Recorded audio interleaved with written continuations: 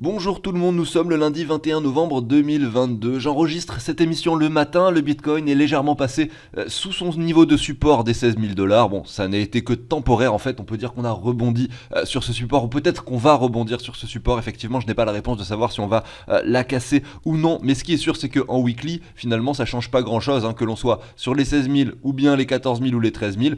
A priori sur du long terme, ça reste des prix intéressants. Je viens de switcher de graphique en off. Là, je suis sur la plateforme Coinbase pour vous montrer également cette histoire de volume. On voit qu'en fait, on avait des volumes assez aplatis pendant cette période de temps.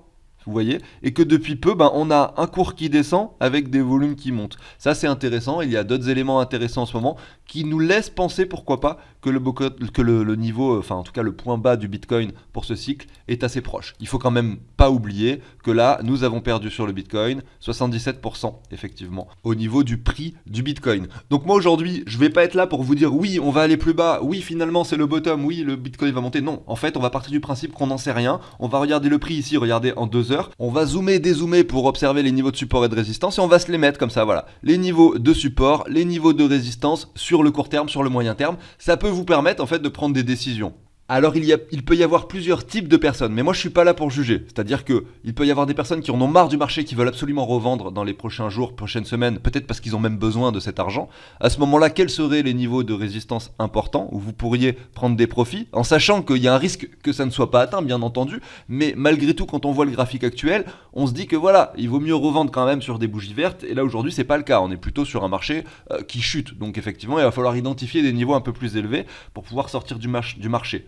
Moi, c'est absolument pas ce que je fais, je tiens à le préciser. C'est absolument pas un moment sur le long terme, on l'a vu, où je pense qu'il est préférable effectivement de revendre. Mais dans le cas où vous avez vraiment pris la décision de le faire et que vous avez vraiment envie de le faire, même quitte à le faire à perte, eh bien effectivement, il y a des moments un peu plus opportuns que d'autres pour le faire sur du très court terme, moyen terme, vous voyez. C'est pour ça, on va parler de ça. Et on va parler également de l'inverse, des personnes qui aimeraient investir dès maintenant, qui sont nouveaux et qui n'ont pas encore investi un centime, ou même des personnes qui étaient présentes pendant toute cette phase de bull run, qui ont encore des cryptos aujourd'hui, mais qui ont pu se sécuriser en fiat et qui, pourquoi pas, ont encore de l'argent à investir. Quels sont les niveaux opportuns? Et on va voir un peu ça par rapport aux zones de liquidité, voir vraiment au niveau des mèches, ce qui pourrait se passer si on avait encore une panique qui s'opérait sur le marché. Ce qui est bien sûr également pas du tout sûr. On peut très bien dès aujourd'hui avoir touché le bottom et rebondir à la hausse. Mais en cas d'événements négatifs supplémentaires, effectivement, pour avoir un marché qui continue de baisser pour atteindre des niveaux plus ou moins importants en fonction de l'événement en question. On a déjà atteint un sommet très important avec FTX et l'effondrement de cette plateforme qui était numéro 2 par rapport au volume d'échange. Et on voit désormais que la confiance est rompue entre l'industrie des cryptos et la population, notamment par rapport aux échanges centralisés. Est-ce que cet événement va en entraîner d'autres? Est-ce qu'il va y avoir d'autres choses complètement indépendantes, peut-être même sur la partie décentralisée comme c'était le cas avec Terra Luna?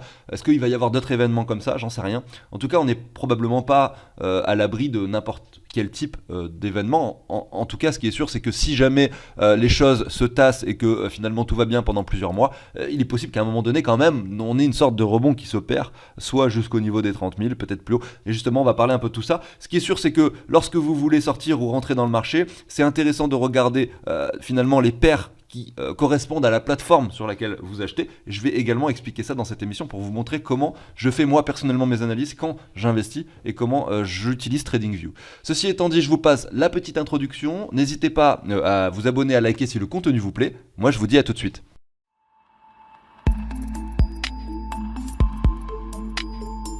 Allez, c'est parti. Alors TradingView, vous avez une version payante et une version gratuite. Effectivement, vous pouvez très bien investir sans utiliser cette plateforme et le faire un peu au pif, c'est-à-dire regarder CoinGecko, dire ah tiens le prix est intéressant actuellement, bim j'investis. Mais c'est probablement pas la solution la plus optimale ou la plus optimisée, vous voyez. Et vous allez probablement des fois, si vous vous écartez trop des graphiques, finalement vous n'allez pas avoir une vision vraiment intéressante de ce qui est en train de se passer. Vous allez pouvoir avoir finalement une vision intéressante par rapport au court terme, par rapport à ce qui s'est passé la semaine dernière. Peut-être que votre cerveau va mémoriser un peu les prix de la semaine précédente et encore de la semaine précédente. Mais ce qui s'est passé il y a un mois, vous risquez d'oublier. Vous voyez, ce qui s'est passé il y a 2 mois encore plus. Et ce qui s'est passé il y a un an, c'est sûr que vous l'avez complètement zappé. Donc c'est pour ça que regarder des graphiques, ça reste intéressant. Vous pouvez le faire soit à travers les vidéos YouTube simplement et ne pas aller vous-même sur TradingView.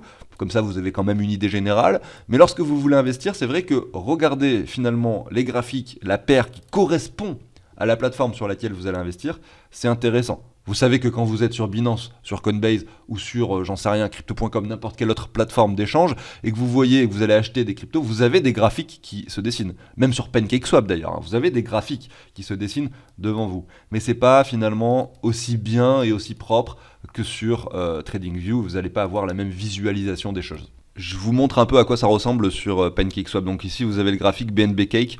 On va par exemple faire la même chose que ce que l'on avait juste avant sur TradingView, c'est-à-dire Bitcoin, BTCB, par exemple USDT. Voilà. Comme ça, on a le graphique Bitcoin, USDT. Et là, regardez, si vous cliquez sur un an, déjà vous pouvez pas aller plus loin que un an, vous voyez ça à l'écran. Et puis vous n'allez pas pouvoir mettre de l'élément graphique, vous voyez ça bug un peu quand vous êtes dessus, il n'y a pas de bougie. Vraiment, c'est vraiment pas pratique et en fait ça permet pas de prendre des décisions. En tout cas moi, ça me permet pas de prendre des décisions.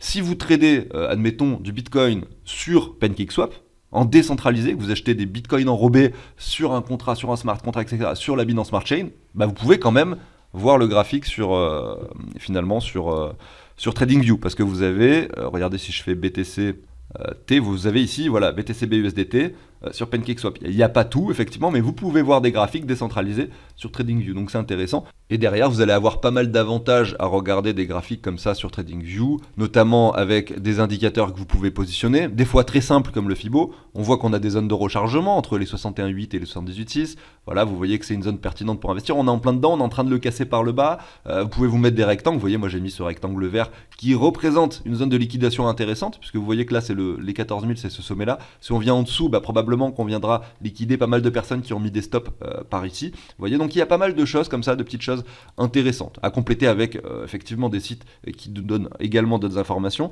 Mais c'est vrai que d'avoir une vision globale du Bitcoin, ici vous avez le Bitcoin finalement depuis quand même, si je me mets ici, depuis 2011. Et regardez, là c'est pas propre parce que cette partie du graphique on ne la voit pas, mais vous avez la possibilité de vous mettre en logarithmique en bas ici à droite. Voyez, et là vous avez l'échelle qui se modifie, qui se met donc comme on dit en logarithmique, hein, pour les personnes qui sont un peu matheux, enfin ceux qui ont fait un peu de maths, bah, vous devez a priori comprendre que l'échelle de temps est modifiée. Là vous voyez qu'il y a entre ici 300 et 1000, donc il y a 700 de différence entre là et là. Par contre sur le même écart il y a 70 000, mais c'est plus représentatif d'un pourcentage. Regardez ici, je prends voilà, 500% de hausse par exemple, 500% approximativement, voilà, et bien ça veut dire que ça représente à peu près ça, voilà, 500% de hausse, et ben la même chose ici, voilà, 500%, ça représente la même taille de trait, voilà, à peu près. Si je prends, je copie, je colle, bon là je l'ai très mal fait, je l'avais beaucoup mieux expliqué dans une autre émission, mais cette zone-là représentera toujours 500% de performance. Et comme vous le savez, moi j'adore les pourcentages, et c'est beaucoup mieux de visualiser une hausse en pourcentage. Là le Bitcoin a fait x6, là le Bitcoin a fait x6. Si vous n'êtes pas en logarithmique, vous voyez qu'en fait, c'est plus du tout la même chose, hein. Regardez. Là, le Bitcoin, ici, je vais essayer de vous faire une flèche dessinée dégueulasse, a fait x6, vous voyez, c'est complètement aplati. Là, le Bitcoin a fait x6. Donc l'échelle n'est plus du tout respectée. Donc l'échelle algorithmique, sur le très long terme, n'a aucune valeur. Ça va vous permettre de voir juste le cycle précédent. Mais les cycles encore précédents, vous allez avoir du mal à les visualiser sur une échelle algorithmique. Et c'est quelque chose que finalement, par exemple, PancakeSwap ne vous permet pas de faire. Vous pouvez peut-être le faire sur Binance, mais enfin, ce que je veux dire, c'est que sur TradingView, vous avez énormément plus de possibilités. J'ai jamais fait la pub de TradingView depuis que j'ai créé cette chaîne, et je me rends compte que là, je suis en train de le faire, hein, la pub, alors que j'ai aucun partenariat avec eux de concret. Ça fait depuis le début finalement que je vous mets, je pense, dans la description le lien de TradingView. Des fois, il y a même des personnes dans les commentaires qui me disent tu fais comment pour faire tes analyses, parce qu'ils n'ont pas forcément vu la description. D'ailleurs, je me demande si je l'avais pas retiré TradingView. Ce serait bizarre quand même. Voilà, TradingView. Faites vos propres analyses graphiques.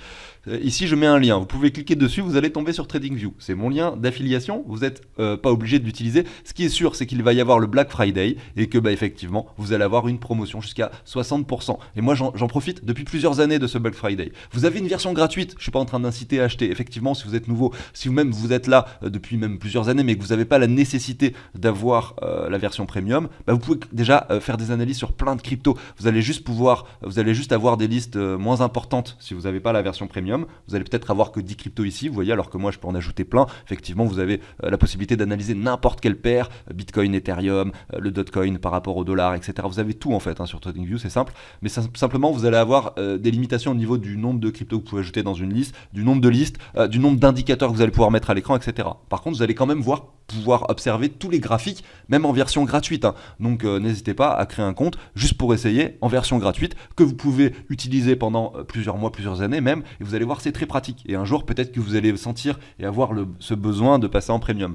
Mais ne le faites absolument pas maintenant si vous ne connaissez pas du tout TradingView. Il faut d'abord voir comment ça fonctionne, bien sûr, avant d'aller acheter un produit, essayer de comprendre vraiment le produit.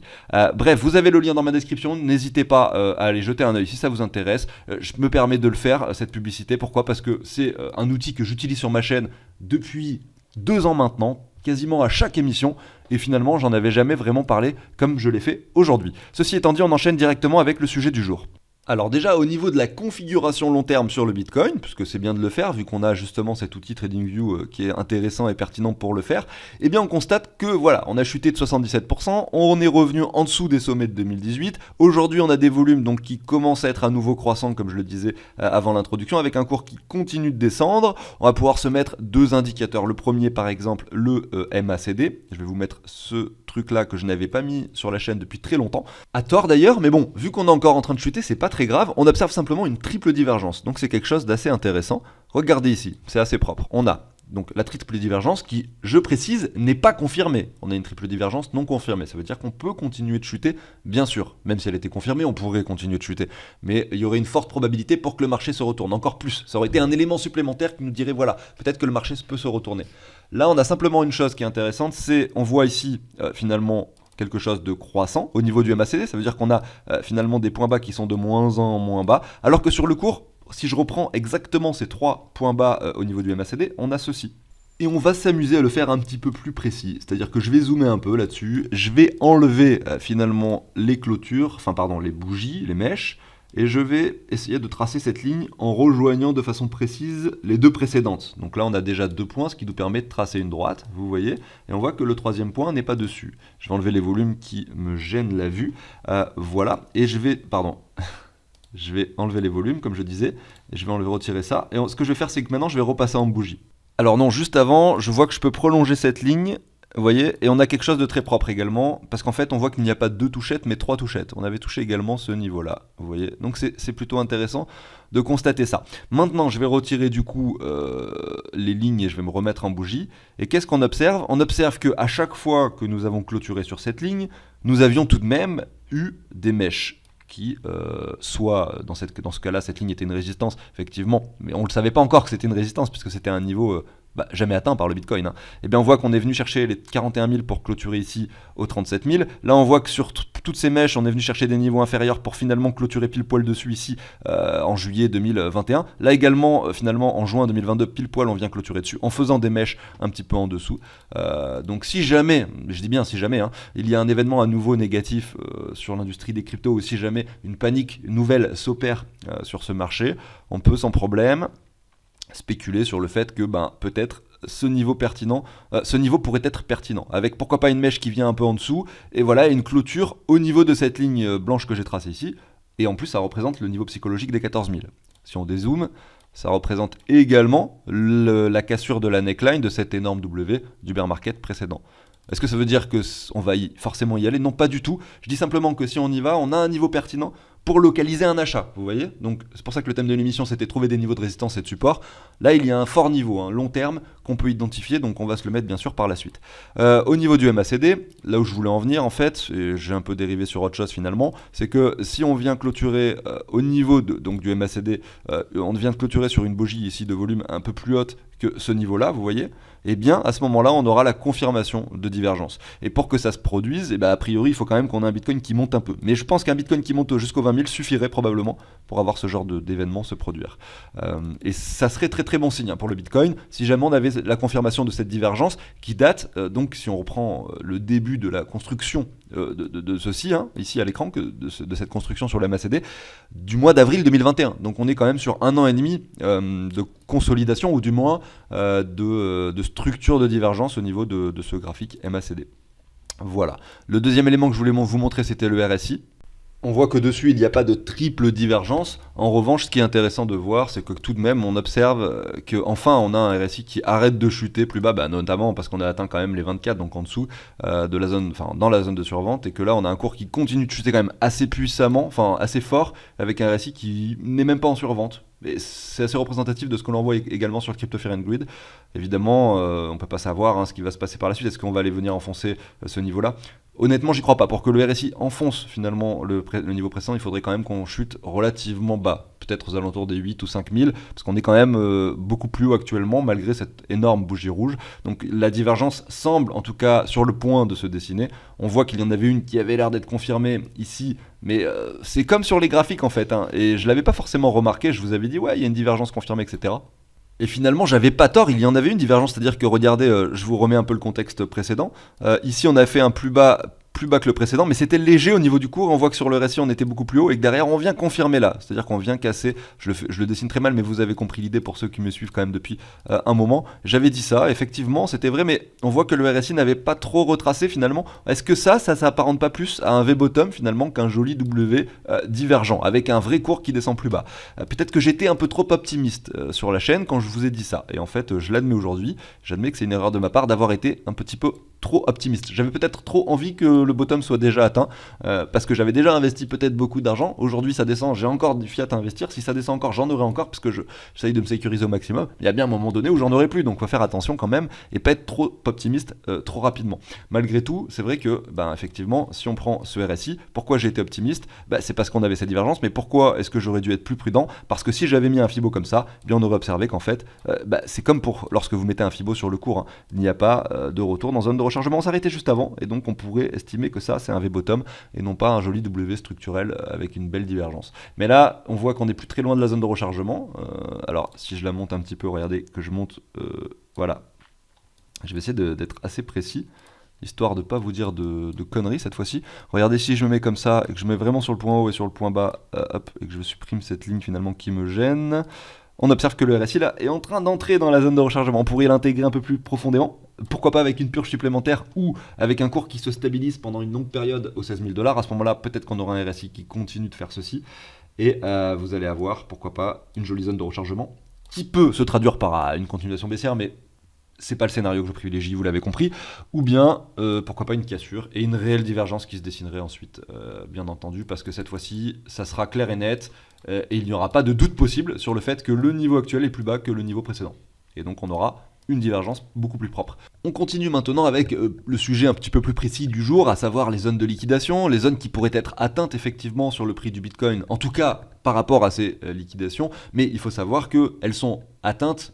à condition qu'il y ait assez de pression vendeuse ou de pression acheteuse. C'est pas parce qu'on a toutes ces bougies de liquidation au sud, effectivement regardez ici jusqu'au 14 000, donc 13 800 c'est le niveau que je vous avais donné sur mon émission précédente, qu'on va forcément y aller. Mais effectivement une petite panique sur le marché entraînerait facilement une sorte de, voilà, comme une sorte d'aimant, le prix sur ce niveau-là. Pourquoi? Parce qu'il va y avoir des liquidations en chaîne, en cascade, et ça va entraîner la chute du Bitcoin, on va dire, crescendo, comme des petits dominos qui tombent les uns sur les autres. Si vous voulez comprendre ce que je suis en train de raconter, n'hésitez pas à aller voir la vidéo sur les liquidations que j'ai faites il y a quelques jours, peut-être plus d'une semaine même désormais. Vous allez la trouver facilement dans mes vidéos, n'hésitez pas. En attendant, voilà, le Bitcoin peut être attiré facilement vers le niveau des 14 000 en cas de panique, on le voit ici. Plus bas, on a beaucoup moins de choses présentes au niveau des liquidations, donc peut-être pas d'effet crescendo possible par rapport à ça. Et au niveau, enfin au nord, on voit qu'il n'y a aucune liquidation à venir chercher avant les 23 500 $, 24 000 $. Donc la poussée, on va dire, du Bitcoin pourrait se faire si jamais on devait avoir une reprise. En tout cas, si jamais, effectivement, ça reste comme vous l'avez à l'écran dans l'état actuel, ça peut changer de jour en jour, en fonction des positions qui sont prises par les traders. Mais là, dans l'état actuel des choses, si on devait avoir une poussée sur le Bitcoin, on pourrait a priori venir chercher, vous voyez ici, le point des 24 000, finalement assez facilement, 24 500. Donc vous avez ici le point des 24 500, et ensuite je vais également notifier le point des 29 000. Donc je me remets sur le graphique, et effectivement voilà, le point des 14 000, j'ai mis une ligne verte, pourquoi? Parce que pour moi c'est une zone d'achat, et le point finalement des 24 500 et 29 000, je les ai mis en rouge, parce que c'est plutôt des niveaux de revente. Enfin des niveaux de résistance, voilà tout simplement, résistance en rouge, support en vert.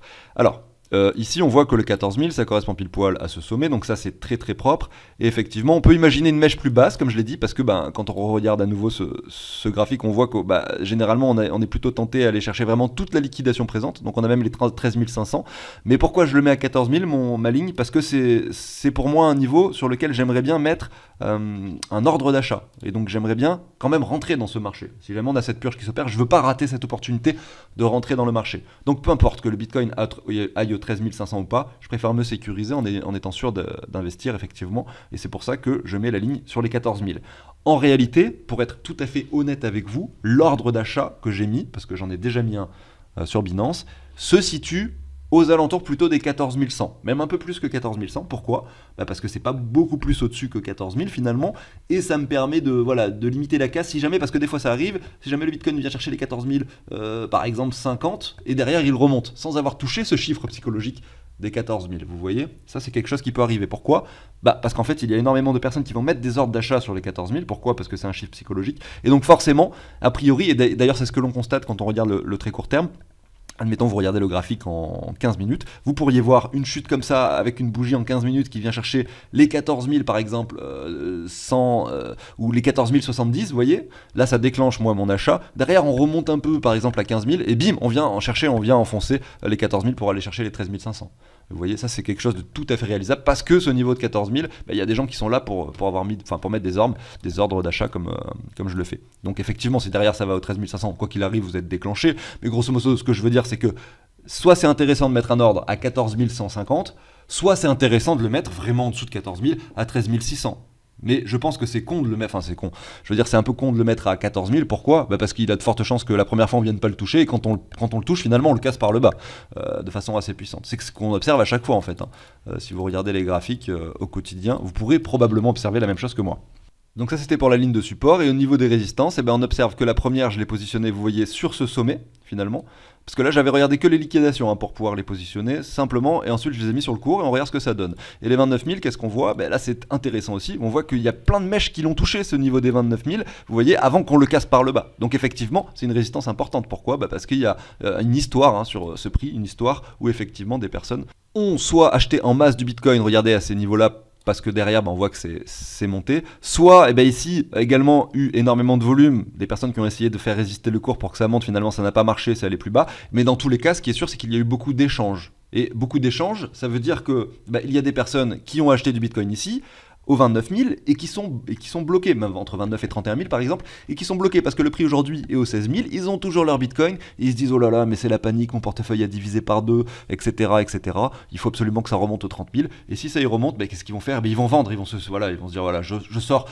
neutre, c'est-à-dire que je fais pas de profit, mais au moins je suis sécurisé. Et il y a probablement plein de personnes comme ça, et c'est ça qui va causer ce point et cette ligne de résistance.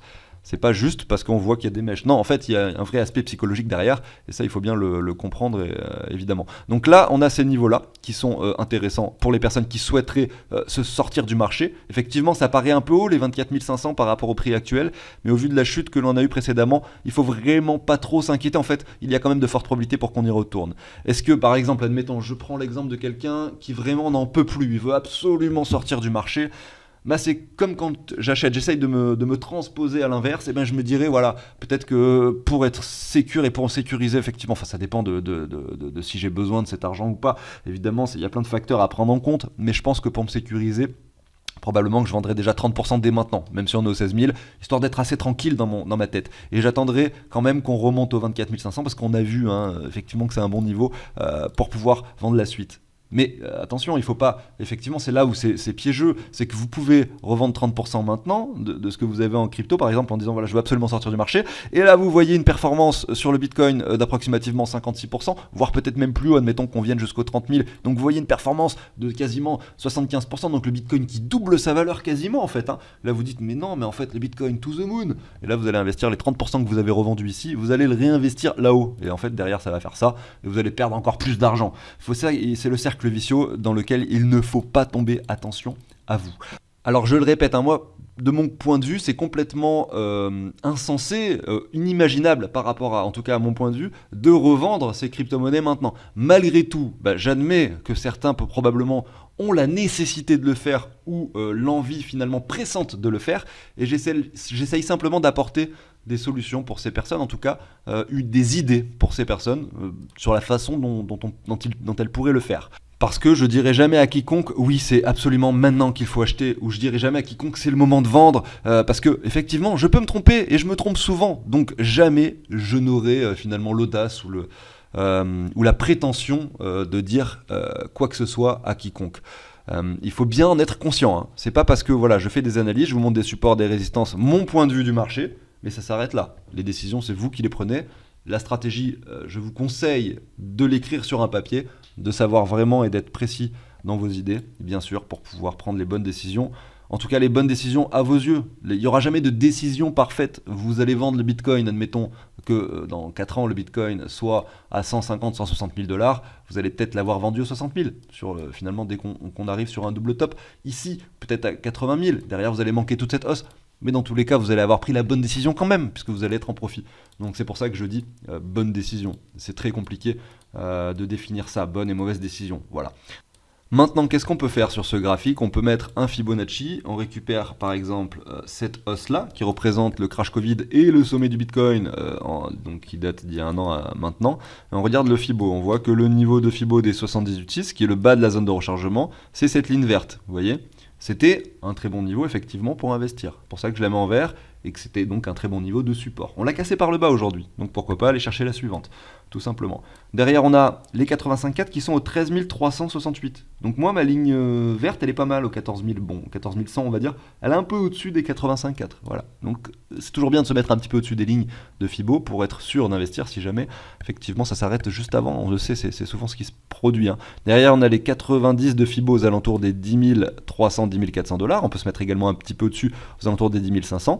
Ensuite, on a une grosse zone où le Fibo ne nous donne plus d'indications. Donc voilà, on peut s'arrêter là. Maintenant, moi, je ne pense pas effectivement que je me positionnerai des niveaux de support encore plus bas que les 10 000 pour investir.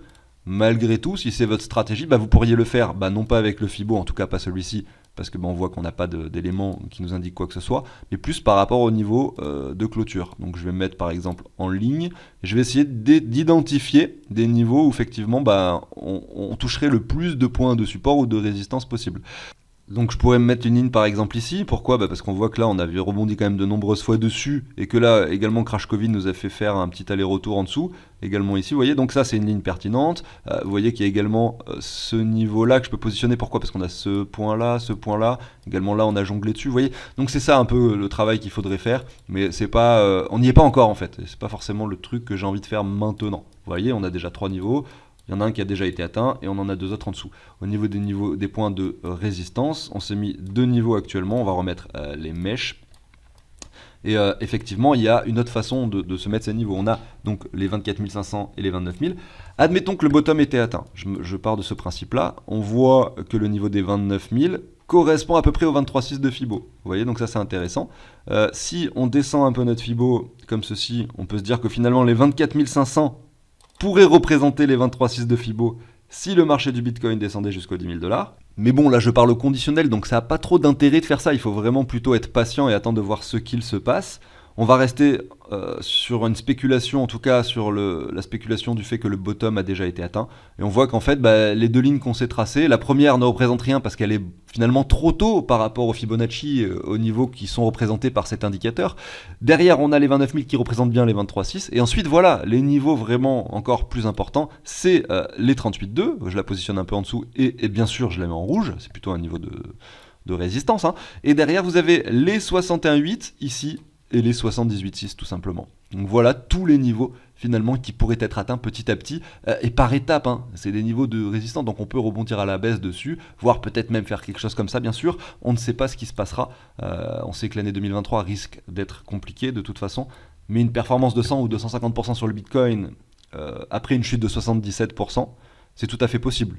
D'ailleurs, j'en profite pour vous rappeler cette histoire de pourcentage, hein. Quand vous avez quelque chose qui chute de 77%, je vous montre, hein, ici, le Bitcoin, moins 77%.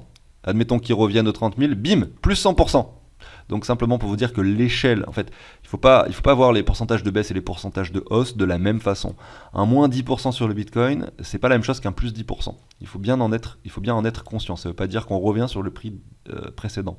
Ça, c'est une notion qu'il faut bien appréhender et comprendre, et qu'il faut bien comprendre et intégrer qu'un 100% de performance sur le Bitcoin, c'est arrivé plein de fois, à plein de reprises. Je vous prends simplement l'exemple de 2021. On est passé ici de ce niveau-là à ce niveau-là. On a eu 1300%, x 14 sur le Bitcoin, simplement. C'était il n'y a pas longtemps.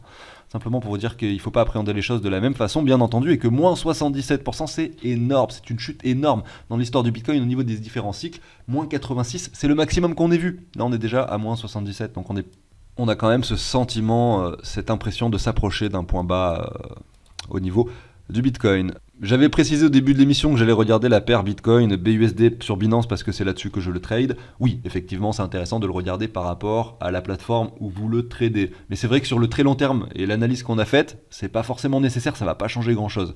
Mais c'est plus intéressant quand vous allez regarder le court terme. Moi, par exemple, j'ai utilisé ça pour pouvoir acheter du Bitcoin ici sur cette mèche. Et pourquoi est-ce que j'ai fait ça ? Je vais vous expliquer. En fait, moi, j'avais pas mis d'ordre d'achat. J'avais pas anticipé forcément cette chute et j'avais pas mis mon ordre d'achat aux 16 000, 15 800. Alors qu'on voyait bien que c'était un niveau pertinent au niveau des liquidations, au niveau de plein d'autres éléments.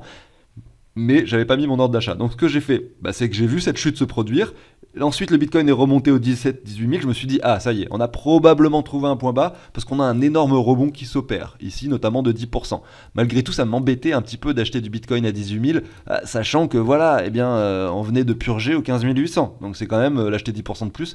Ça me faisait un peu chier pour rester poli. Et derrière, qu'est-ce qui s'est passé ? J'ai mis mon ordre d'achat un peu plus bas. J'ai pris un Fibo, j'ai fait ça. Et je l'ai fait sur la bonne paire, Binance, Bitcoin, BUSD, sur la plateforme Binance, histoire d'être sûr d'avoir le prix au bon dollar près. Et j'avais mis mon prix au milieu de la zone de rechargement. J'avais mis 16 370. On a touché les 16 350. J'étais super content. En fait, en réalité, c'est rare. Ça se passe pas toujours de cette façon.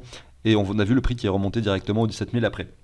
Il se trouve que par la suite, et désormais, on voit que maintenant, on latéralise sur plus de temps. Peut-être qu'on va casser par le bas, chercher les 13 800, mais c'est pas grave. J'ai eu mon ordre d'achat, mon palier, plutôt sur un prix intéressant. Par rapport au bottom, en tout cas, de cette chute, vous voyez, c'est 15 800, j'ai acheté à 16 300. Bon, j'étais assez content. Mais derrière, voilà, si on a cette chute qui s'opère, soit vous mettez votre ordre d'achat en avance, et dans ce cas-là, si jamais la purge s'opère, vous allez probablement être déclenché directement. Soit vous attendez qu'un bottom se dessine, un gros V bottom, et à ce moment-là, vous essayez d'acheter, la zone de rechargement. C'est souvent comme ça que ça se produit. Derrière, on a un gros V bottom qui s'opère, regardez ça ici, et bim, une latéralisation plus longue, etc. qui se dessine, et voilà, maintenant j'ai du gros charabia à l'écran, on ne comprend plus rien avec tous ces traits que je vous ai dessiné. Voilà, j'arrive sur la fin de l'émission. Je voulais peut-être, oui, c'est ça que je voulais faire, vous montrer l'altcoin dominance. Alors je dois l'avoir ici directement pour vous. Tac. Voilà, on a l'altcoin dominance ici, on va se mettre en weekly. On a effectivement une bougie rouge sur la semaine précédente, peut-être un M qui va s'opérer, j'en sais rien. Et comme je l'ai répété à de nombreuses reprises, on est quand même très très haut sur l'altcoin dominance. Simplement, regardez, les prix qui ont été au-dessus du prix actuel, c'est simplement cette petite zone que vous avez à l'écran. Donc attention, on n'est pas loin de l'ATH et forcément, peut-être que c'est plutôt un niveau de résistance. En tout cas, c'est ce que l'on a observé ces dernières années. Notamment, là, on est en phase de bear market. Donc je serais pas étonné de voir une altcoin dominance qui chute un peu plus. Donc attention avec les altcoins en ce moment. Ça veut pas dire qu'il faut avoir que du Bitcoin dans son portefeuille, mais simplement essayer de limiter son risque, peut-être en essayant d'acquérir peut-être 50-60% de Bitcoin dans son portefeuille, dans sa répartition effectivement de crypto. Sachez également que je vous partage un outil d'investissement qui est très intéressant. C'est un tableau qui va permettre de récupérer les prix en temps réel de toutes les crypto-monnaies. Vous allez pouvoir inscrire de façon très ordonnée les cryptos que vous avez sur chacune des plateformes, etc. etc. Vous allez savoir exactement où vous en êtes. J'ai pas pris le temps aujourd'hui de vous montrer le tableau, je le ferai demain. En attendant, si vous voulez en savoir plus, vous avez une vidéo où j'explique vraiment comment ça marche. Si vous avez de l'argent réparti sur plein de trucs différents, n'hésitez pas à aller voir cette vidéo, vous allez comprendre le fonctionnement de cet outil que je vous partage. Et là, il y a un site où vous pouvez faire une donation si vous souhaitez l'obtenir. J'arrive sur la fin de l'émission, n'hésitez pas à vous abonner, à liker si le contenu de cette chaîne vous plaît. Moi je vous souhaite une excellente journée, je vous dis à demain sur la chaîne. Salut tout le monde.